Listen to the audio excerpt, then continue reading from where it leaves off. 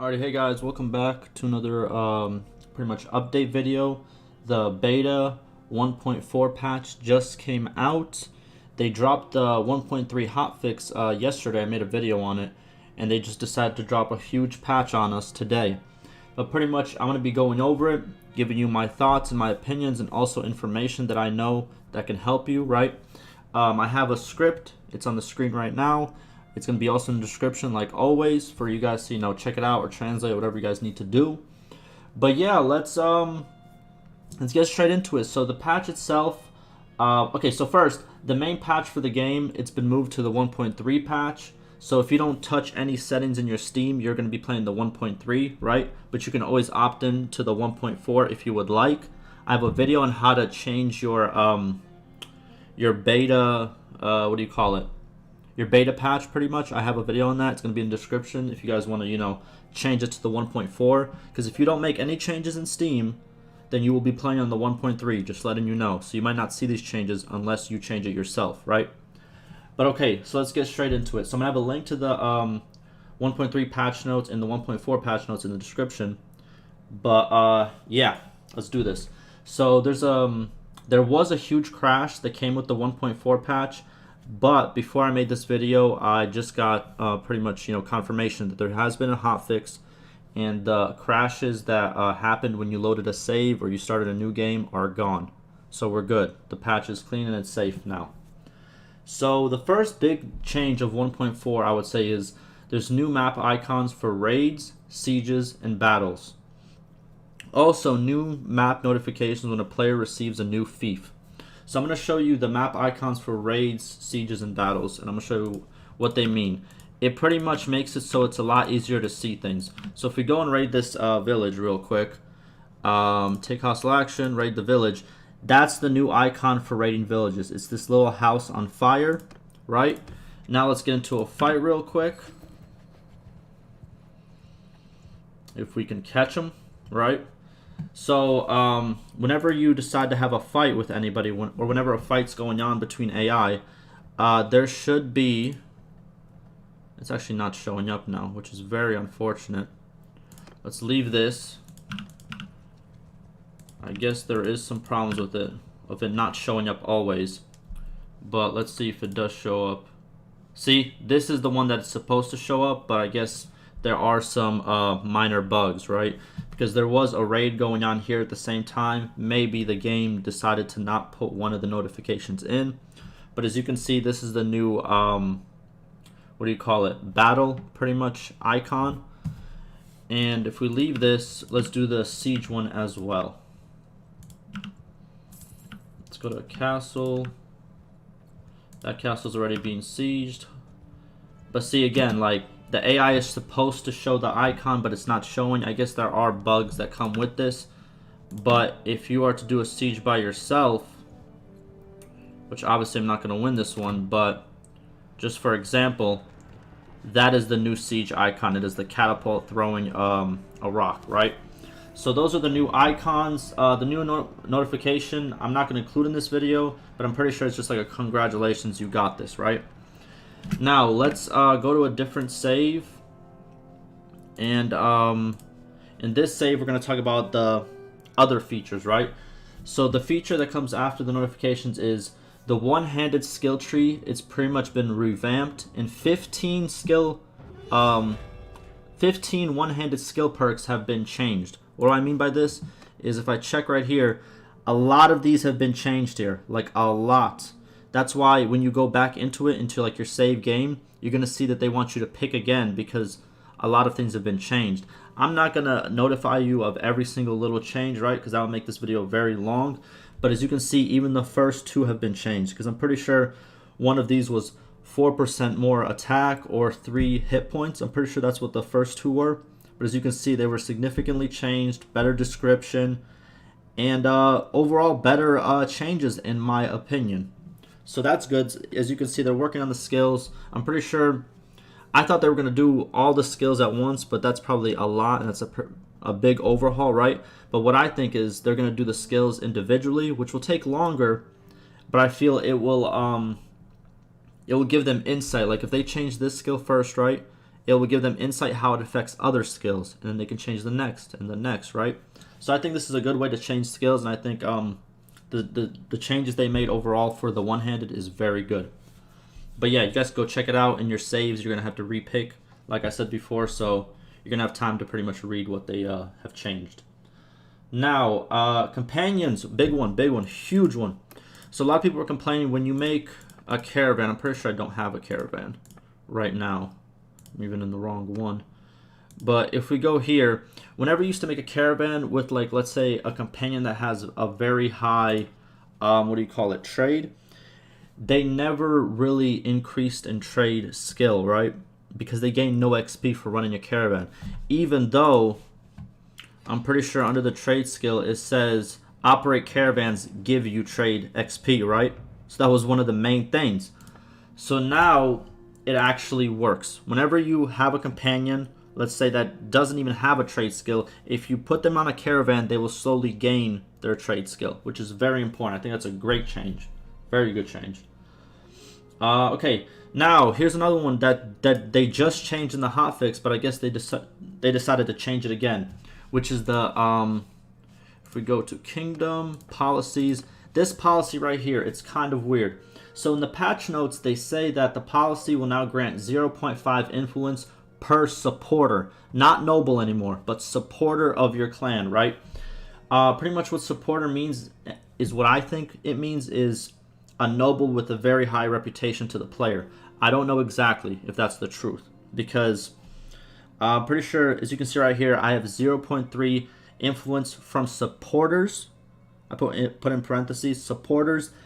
I don't really know exactly what supporters are. I think if you do quests for a lot of people and they have high reputation for you, like these guys right here, if you do a lot of quests with them and they have a very high reputation, like maybe this guy, they become a supporter. But in the game currently, there's no way to really tell who's a supporter of you, which is, kind of unfortunate.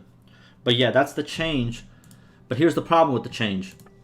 It doesn't seem to be implemented, because I still gain 0.1 influence from nobles, right?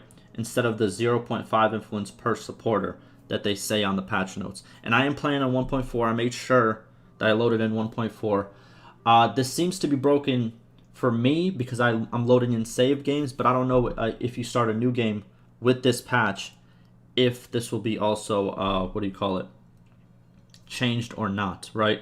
Because if you start a new game, you can't even access this tab until you're in a kingdom, so it takes some playtime, and that would take me, a little bit of time before I can make this video. But let me know in the comments if you have started a new game on this patch and it actually changed to what the patch notes said, 0.5 influence per supporter, because right now it seems to be broken for saved games. Next one we have is donating prisoners. So if you go here, you go to keep, go to dungeon. If this was a fief that you did not own and it was friendly, instead of managing prisoners, it would say donate prisoners. And pretty much what donate prisoners used to do, it was used to give you 1 influence per prisoner, regardless of the prisoner level, right?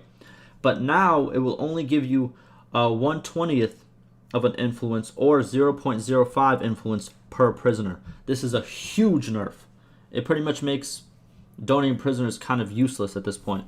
But here's the thing. You can always still donate to the garrison. Same way you go here, and instead of manage garrison, it would say donate troops to garrison, right? If this was a friendly fief to you, right? The one that you didn't own. So what you would do is you would go to donate troops to garrison, and here's pretty much the breakdown for you. A troop with a level of 1 to 19 will give you 1 influence, 20 to 29 will give you 2 influence, and 30 plus will give you 3 influence. So that pretty much gives you kind of a scope of, that's what you get for donating troops to a garrison. And pretty much, the nerf is donating prisoners is not really worth it. It kind of makes sense, though, if you really, in a realistic sense, it makes sense. You should get more influence from donating troops, right? Because they actually help the cause, than donating prisoners, which really just add to costs if you think about it, right? Because prisoners in like a town is kind of a burden, but troops to a town is a good thing. So I think this is a good change in my opinion. People might not like it because it's a big nerf, but at the same time, it makes sense. Next one, settlement upgrades have been redone, and I'm kind of mad because I made a whole 30-minute video on how a settlement works, how this stuff works, and they completely changed so much of it. But it's okay. I'm gonna make an updated video, probably not at this patch, but later on. We're gonna see what else they change, and then I'm gonna make another update video, you know, pretty much talking about all that. But okay, what has changed in 1.4? So 1.4, some of these upgrades will take longer now, and this reserve it's not a what do you call it? It's not double the rate anymore, because usually when you add to the reserve, they would take this 500, and for that day, the building would be built twice as fast, right? Whatever your current rate is right here. It would just double it, right? But the reserve now, as you can see, it's only a boost of 50. It doesn't boost it double. Also, the granary was buffed. This used to be 60. Now it's 600. That's a big buff to pretty much your max food capacity. What else was changed? We have the training fields. Training fields in, what do you call it? In towns and castles are the same now. They're plus 3 XP to garrison troops. It used to be plus 4 for towns and plus 3 for castles. I don't really agree with this change, but it's okay. I think it's, you know, if they want to make it the same, that's fine. Then we have militia barracks were nerfed. This used to be plus 4 at max level. Now it's plus 3. Marketplaces, now they specify that it's plus 30% bonus to taxes. It used to just say 30 bonus to taxes, and I don't know if that meant 30 dinars or if it was 30% originally, but they clarified it and put it at 30% bonus to taxes. Lime kilns have been completely removed. Lime kilns used to give you pretty much what irrigation gives you. It gave you percent, I don't even think it gave you, yeah, it did give you percent increase to village growth. Pretty much what they did was they got rid of that project and pretty much just integrated into the irrigation daily.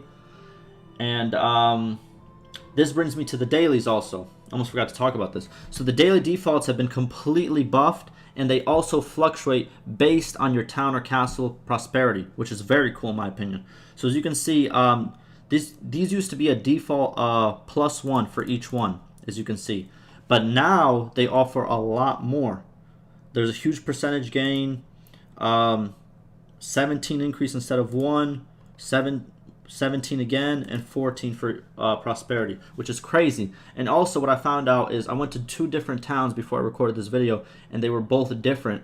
I had one that had, I think, 4,000 prosperity, and what I realized is for this one it was 6.6. This one I think was about 16, and this was 12. So pretty much, as I can tell, is based on prosperity, and I'm guessing the other things all combined maybe, or if it's just from prosperity, I have no clue. But the better your town is, the better your daily defaults are going to be, which is amazing. Amazing. It makes sense. It's going to be ever changing depending on how much you work on a town or a castle. I think it's a very good change. And pretty much the last big change in my opinion is they did a lot of changes and big fixes for almost all the quests in the game, and they added a new quest called Army Needs Supplies, which in my opinion I think is the same as, you know, gang leader needs something. You pretty much just, you know, get them what the army needs, come back, they pay you. I'm pretty sure that's how it's going to be. It sounds very, you know, what do you call it? Army needs supplies. The title pretty much equals what you're going to do, right? It's very simple. But yeah, those are all the big changes. Obviously, they had a lot of crash fixes and a lot of bug fixes also, right? But this is pretty much me going over all the big changes, in my opinion, to the game in 1.4. Like I said, there's going to be a video in the description on how to change it to 1.4 if you didn't know how to do that.